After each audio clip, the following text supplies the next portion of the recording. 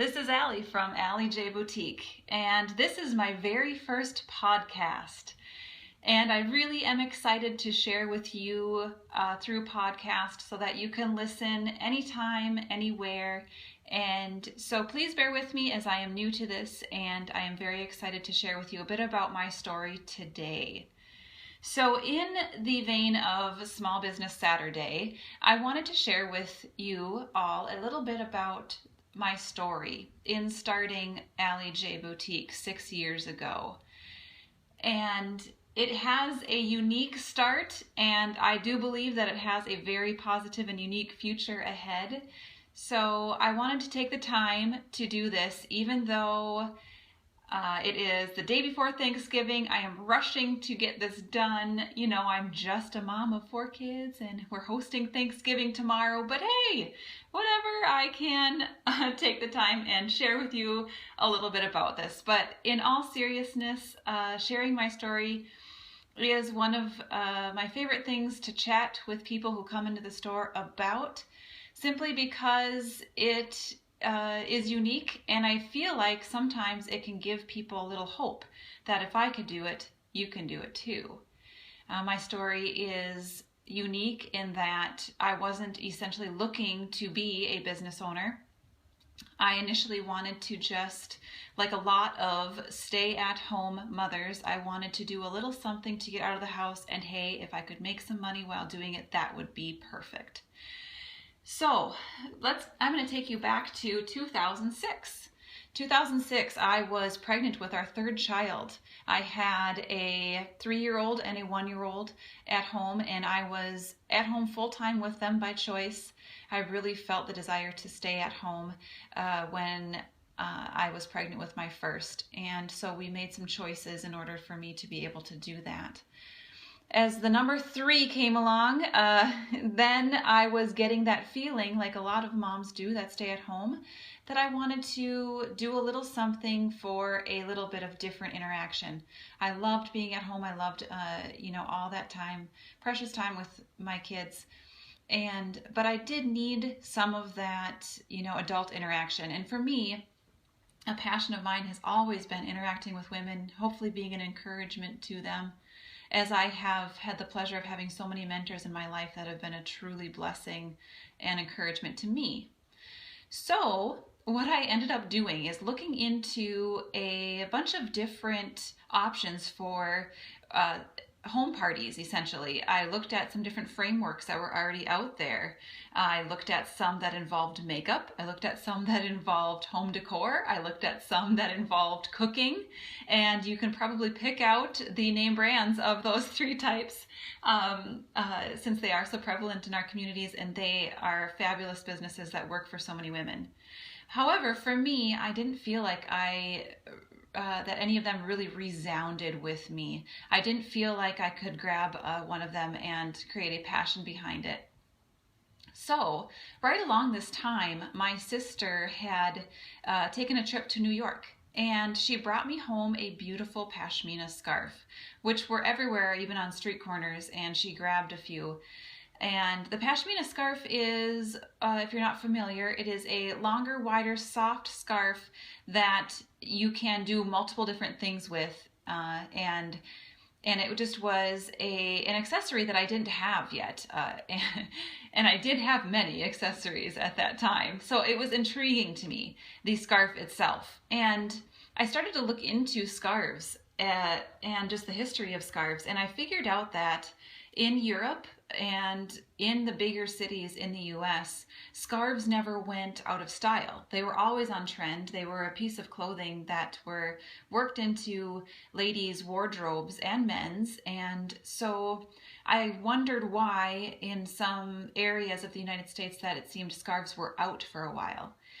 Now I'm really, really hopeful that they will forever stay in, just like in Europe and in New York, in LA, because I do really feel like they are a valuable accessory, not only for looks, but for also function. So the scarves intrigued me. And I thought to myself, if I could buy a bunch of scarves And if I could essentially set up a display of them similar to the way that other ladies set out makeup or jewelry, and if I could learn how to tie them in order to help women wear them that haven't grabbed the trend yet, I wonder what that could do. And so I just went up to my husband, who on a Sunday afternoon was taking a nap upstairs, and I shook him and I said, I've got it. I am going to sell scarves. And he looked at me with his gentle, understanding eyes and said very carefully, okay, are you sure? Now, even at this point, I couldn't say that I was completely sure, because there's always that element of questioning and wondering if people are going to see your idea as valuable as you do. So, but I just had to explore it. I am one of these people that if I don't try something, if I don't actually reach out and at least give it a good try, I will continually think of it and I will always wonder what if. So my husband and I talked it over, and I took a bit of our savings and I bought a bunch of scarves. I found a supplier. I learned bookwork. I started a name and I got registered, and I did all the steps necessary to be an official business in the state of Minnesota, and I just went for it. The very first party that I did was held at a coffee shop in Wilmer, and this little party turned out to be just a fabulous opportunity. I filled up a room with scarves, and I invited all my friends and family, and they came and they brought people, and then I, continually learned how new and different ways to tie these scarves. I even started a YouTube channel so that I could show people how to tie scarves if they purchased it for a friend, or if they learned some ties with me right there on the spot and they couldn't, remember it later. Oftentimes ladies would joke with me and say, can I just bring you home with me and then you can just stand there and you can tie this? Or they'd say, now take it off your neck and just keep it that way, just freeze it right there. Because it's awesome. There is an artistic part to scarves, and that was the exciting part to me, was seeing ladies' eyes light up as I would tie them as if I was doing a magical trick. But in reality, it's just different twists and turns, and anybody can do it. So after that first initial party at the coffee shop, I booked out some home parties, and that was really where I found out how many fabulous women there are in this area that are willing to take a risk on a new opportunity, who were excited to have a party in their homes that was with something different. And I also learned that the guests of those parties really wanted to come. We had great attendance because it was something different. And I became known as the Scarf Lady, and I will forever keep that term near and dear to me. I embrace it because it is where I got my start, and it really just urged me to learn more about a passion of mine, which is business. And I really had no idea how much interest I had in being a business owner. And so it became a real true working, running 3 days a week business, where I would be either at home parties or I would be at expos. I remember seeking out any and every expo that I could, and I remember I did one in Maple Grove one Saturday, and it opened at 6:30 with the doors, and you had to be set up by 7 or 7:30, and so I had to get up and pack up my van 4 o'clock in the morning, hope that our van would make it to the cities and back again, and that's just what I did. I would do anything to get the word out, to get in front of people, and that I remember that particular event, I only sold, I think, 3 scarves, and it wasn't to lack of trying. It just really didn't have the attendance that they thought it would come through. And I think of the 10 ladies that came through, hey, at least I got 30% of them, right? So But then I would come home, and I can't say that I ever felt truly defeated, because I did realize that there is a process to everything, and you got to pay your dues. You got to try things. You got to keep trying. And that was kind of one of those situations where I thought to myself, great, I got one more, disappointing event out of the way. Now I'm going to focus on a new one. And I really learned how to shake it off and move on to the next possibility.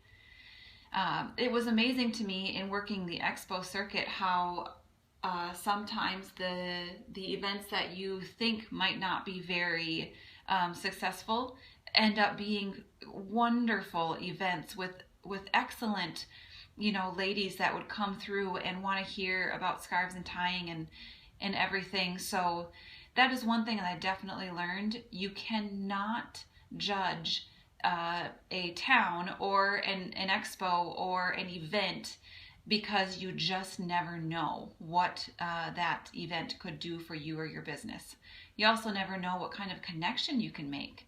And I have realized that over the years of doing expos, that I learned a lot of tips and tricks and do's and don'ts and everything, which I am going to eventually put down and make a sort of guide on that.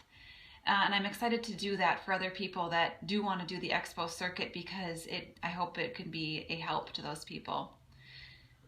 So after doing, multiple expos and things, I started getting a hint from friends and family that said, you know what, I really do think you could have a shop. I think that you could open up a shop and you could have your products out, because I want to be able to come in and buy something whenever I want to from you. And that was a huge encouragement to me. Of course, the initial thoughts are, oh, I couldn't do that. I've got this or this or this reason that I cannot possibly do that.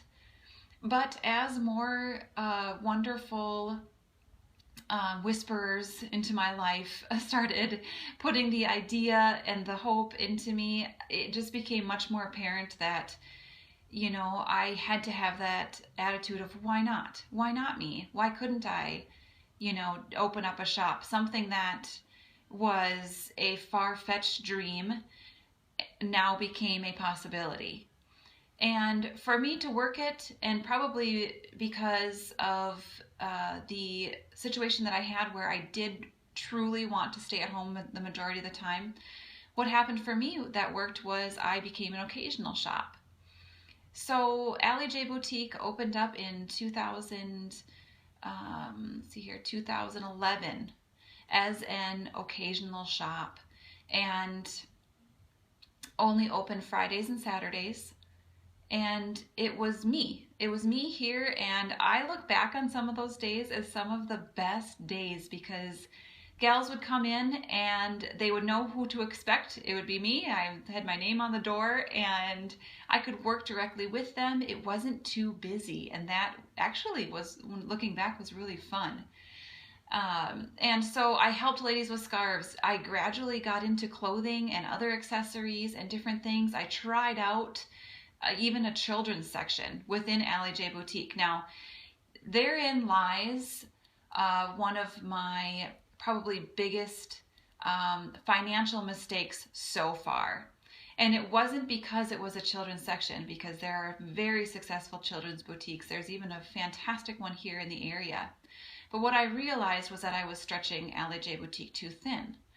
And in that way, I think it became a bit of a confusing shop for some people, because they would come in and think it would be either a women's shop or a children's boutique, and it was a little bit confusing to have both. And that's okay. I ended up pulling the whole children's section eventually, and the customers kind of understood that, and they shifted and their focus over it to being just women's. And that's okay. I look back on it and I realize that that was something that I would have had to try, I do believe, in order to realize that it wasn't the best decision for Allie J Boutique.